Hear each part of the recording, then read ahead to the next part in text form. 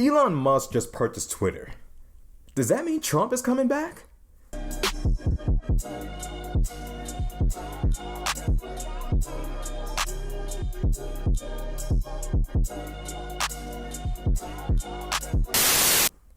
Hey, what's good, YouTube? It's Rashad Crenshaw back again with another video.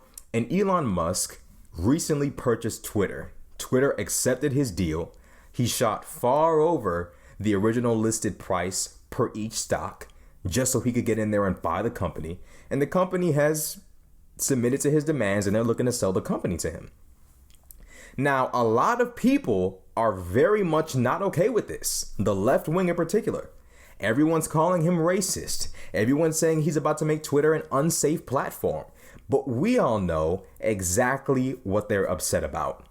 People are mad about the fact that Twitter will no longer be a stronghold for far left liberal politics. Now, Twitter will be a free-for-all battlefield in which everyone will catch smoke.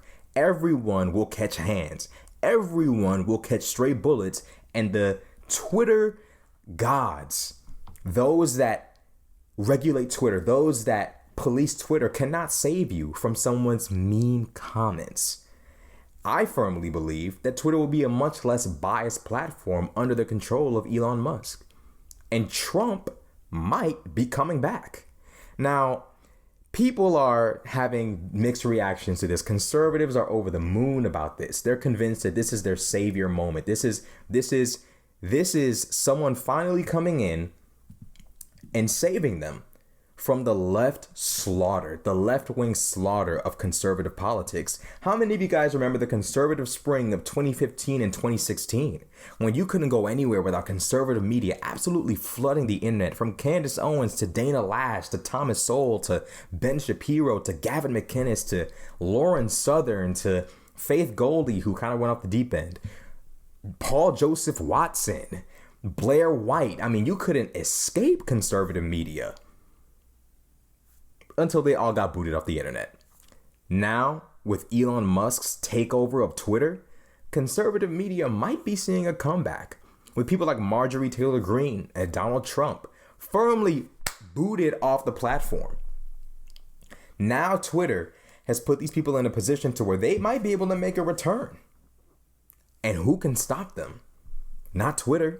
So people are upset. People are very upset. They feel like Twitter is going to become unsafe. Trans people feel like Twitter is going to become unsafe.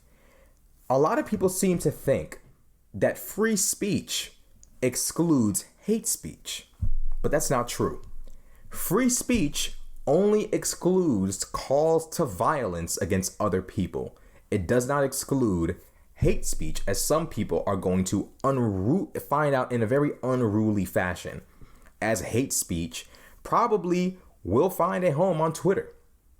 The problem is people have gotten comfortable with their political opponents being booted off the app. Now they have to deal with the fact that their political opponents might not be going anywhere anytime soon. It's very likely that left-wing radicals and right-wing radicals are going to have to duke it out man to man, face to face, over and over and over until somebody is considered right by the public opinion. Long gone are the days, more than likely long gone are the days, of people simply being yeeted off of Twitter. The left wing is not in favor of this. Liberals are not liking this, but conservatives are very much celebrating. Now, my personal opinion on this is that for the future, this is positive. Everyone deserves a voice on Twitter. Elon Musk himself decided in his own mind that everyone deserves a voice on Twitter. How radical is that? How radical is that everyone deserves a voice on Twitter? And I'm not being sarcastic. How long have we sat by and watched conservatives be booted off the internet as if difference in opinion is somehow dangerous to society? It is somewhat radical in today's day and age, today's politics, for someone who owns a traditionally left-wing platform like Twitter to usher into a new era of everyone having to fight man for man, man to themselves on a political level.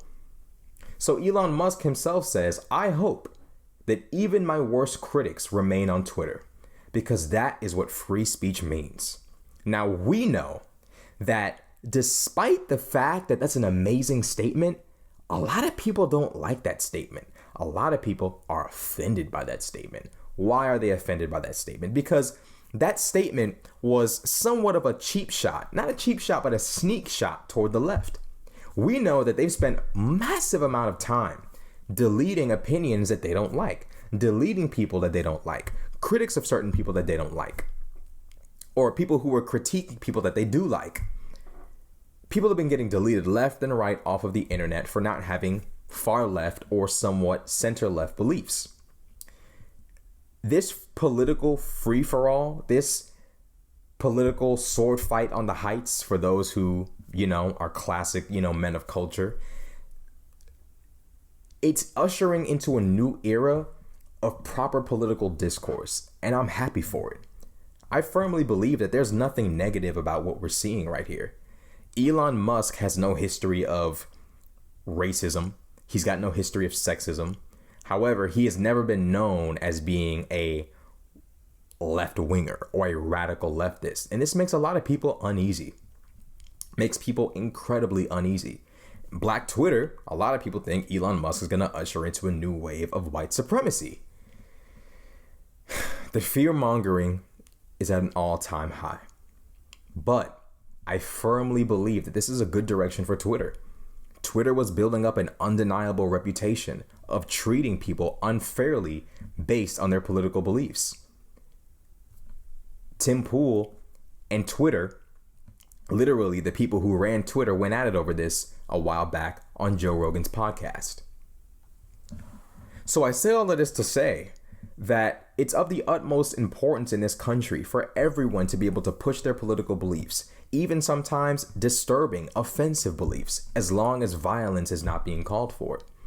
I firmly believe that if Twitter decides in its mind to let people have this arena in which they all share their opinions, there is nothing toxic about it. You're going to see things you do not like. I, as a black man, see things on Twitter that I don't like. I'm sure plenty of white people see things on Twitter that they don't like. It's socially acceptable to say mean things about white people.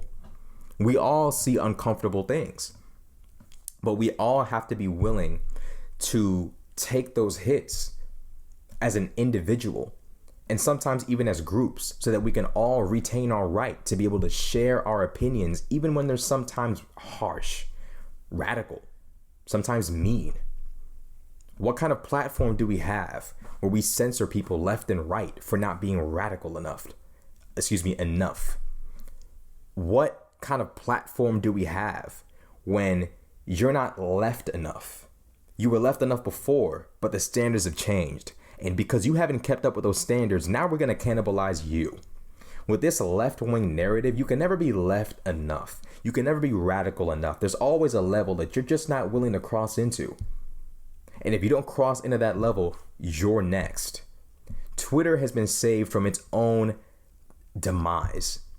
Twitter has been removed from the wrong side of history to what I believe to be the right side, the neutral side, allowing different political and ideological factions to have it out in a fair and safe arena. That's what I believe.